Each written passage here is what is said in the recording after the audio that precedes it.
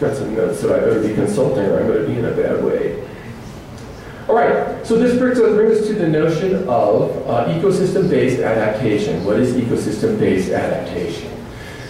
Well, this is application of a focus on nature in our efforts to help society adapt.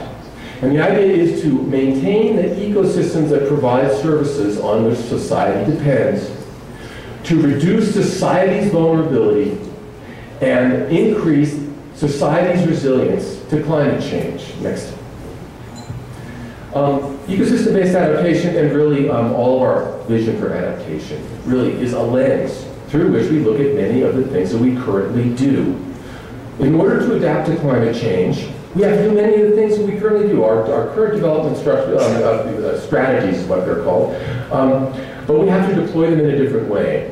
We need the information to know what climate change is going to do, and then we need to prioritize the areas that are going to be hit first and prioritize the marginalized segments of society that most need attention, and do these strategies there. Next.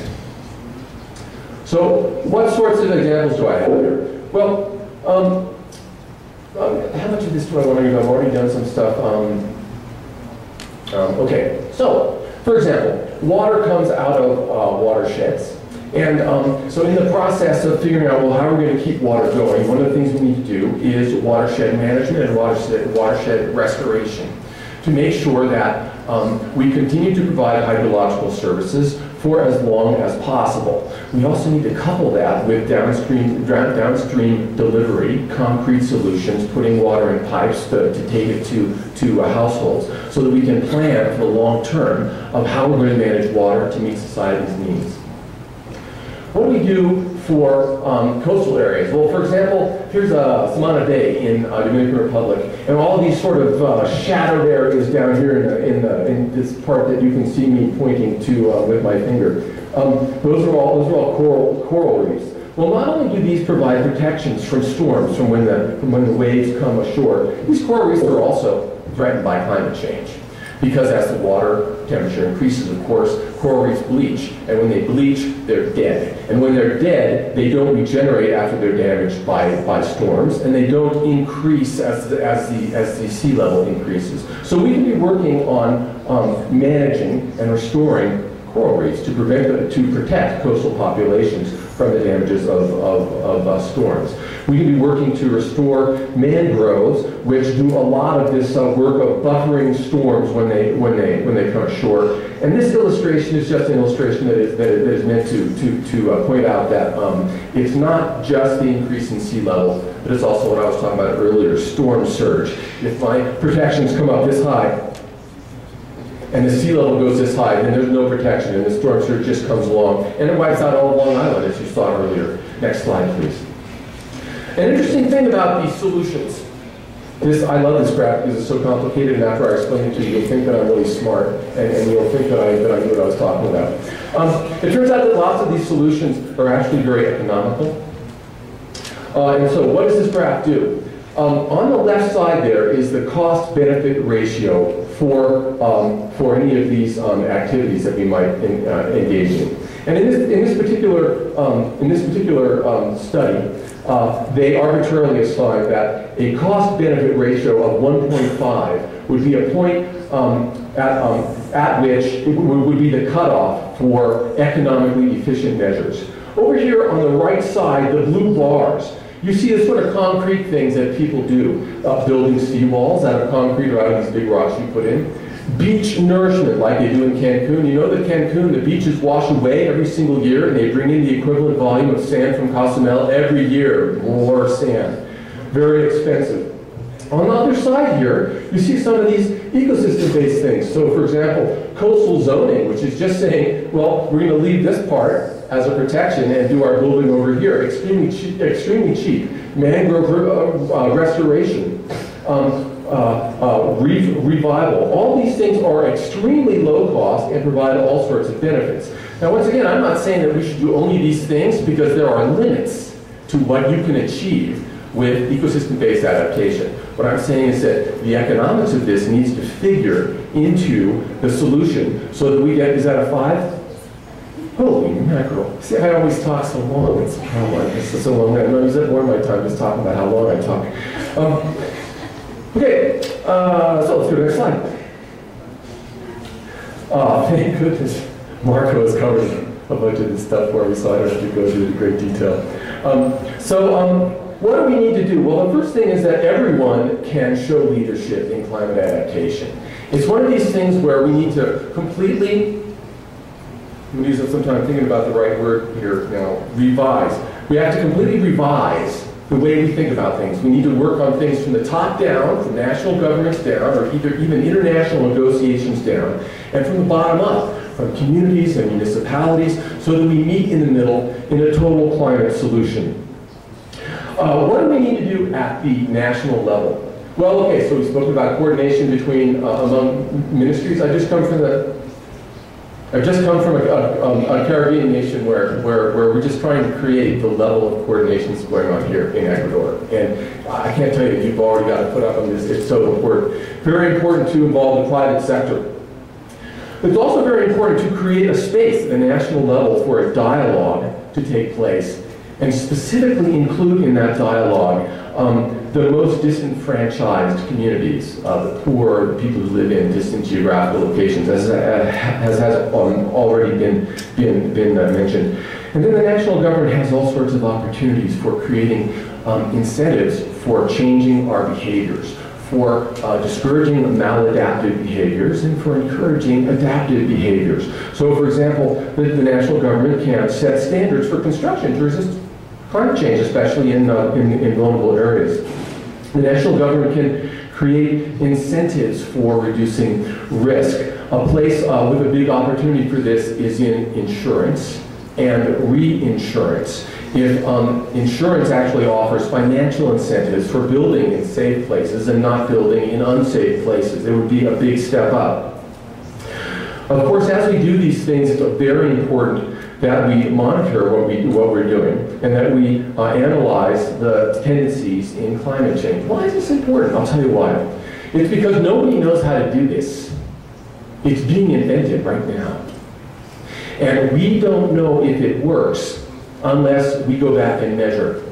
So we need to go into the places that are most threatened, and we need to devise our best strategies for it, and then we need to monitor what they actually do, so that we know whether we're doing it right or doing it wrong, can eliminate the wrong and continue with the right.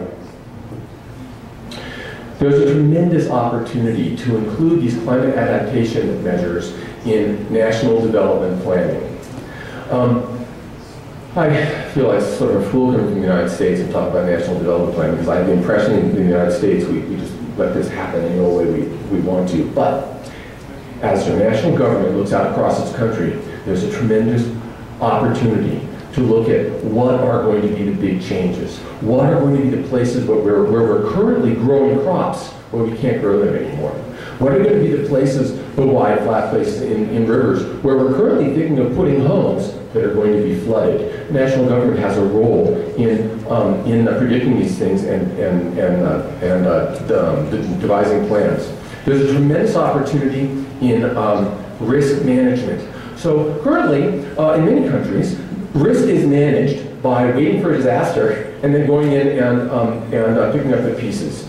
And there is a tremendous opportunity to think about how we're going to manage the risk of climate change, but also to think about how we are going to decrease the risk of See, I talk so fast I trip myself up. How we're going to decrease the risk of climate change through time. Let's go to the next slide, please.